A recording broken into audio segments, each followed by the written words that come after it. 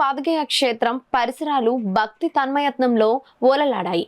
పిఠాపురం మండలం విరవ గ్రామం చెందిన మహిళా భక్తులు పాదగయ క్షేత్రంలో వేంచేసి ఉన్న రాజరాజేశ్వరి అమ్మవారికి 10వ శక్తిపీఠ దేవత పురోహితిక అమ్మవారికి ఆషాఢమాసం సారెను సమర్పించారు. ఆషాఢమాసం సందర్భంగా పిఠాపురం మండలం విరవ గ్రామానికి చెందిన శ్రీ పద్మావతి శ్రీవారి సేవా సంఘం సభ్యులు మహిళలు పిఠాపురం పాదగయ క్షేత్రం శ్రీ కుకుటేశ్వర స్వామి ఆలయానికి వచ్చి అమ్మవార్లకు సారె సమర్పించారు. విరవ గ్రామంలో వినాయక ఆలయం వద్ద మహిళలకు పాదగయ క్షేత్రం కార్యనిర్వహణ అధికారి కట్నం జగన్మోహన్ శ్రీనివాస్ దంపతులు సారి ఎత్తారు. అక్కడి నుంచి ఎఫ్కే పాలెం, కంద్రాడ, కుమరపురం గ్రామాల మీదుగా సుమారు 10 కిలోమీటర్లు పాదయాత్ర సారెను తీసుకుని పిఠాపురం పాదగయ క్షేత్రానికి తెచ్చుకున్నారు.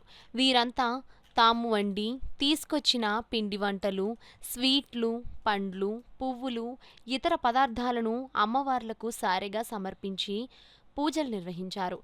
ఆలయ కార్యనిర్వహణ అధికారి జగన్మోహన్ శ్రీనివాస్ ఆధ్వర్యంలో సిబ్బంది ఏర్పాట్లు పర్యవేక్షించారు. పద్మావతి సేవా సమితి వారు ఏర్పాటు చేసినటువంటి ఈ సారీ కోరిక ప్రోగ్రాము చాలా బాగుంది.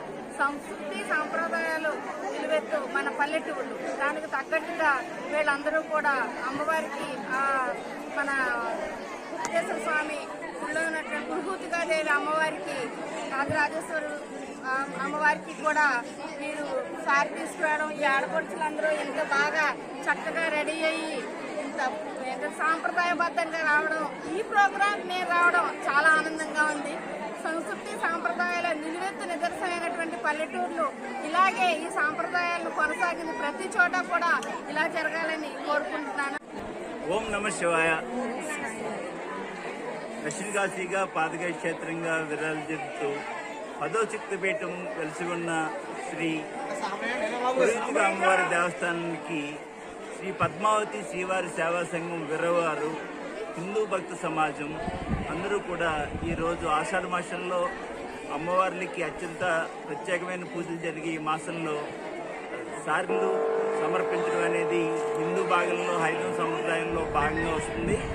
ఈ భాగంలో ప్రప్రదంగా ఈ రోజుని విరవ గ్రామం నుంచి వీరు అమ్మవారికి సారి తీసుకురావడం జరిగింది. ఇది ఎంతో హిందూ సమాజాన్ని, ఈ మతాన్ని మరింత బలోపేతం చేసే చర్యల్లో భాగంగా భావిస్తూ మరింత మంది వీరిని ఆదర్శంగా తీసుకుని ఈ సంప్రదాయాన్ని మరింత వైభవతంగా కొనసాగించాలని ఆలయం నుంచి కోరుకుంటూ వారికి అన్ని సదుపాయాలు ఏర్పాటు చేయడం జరుగుతుంది.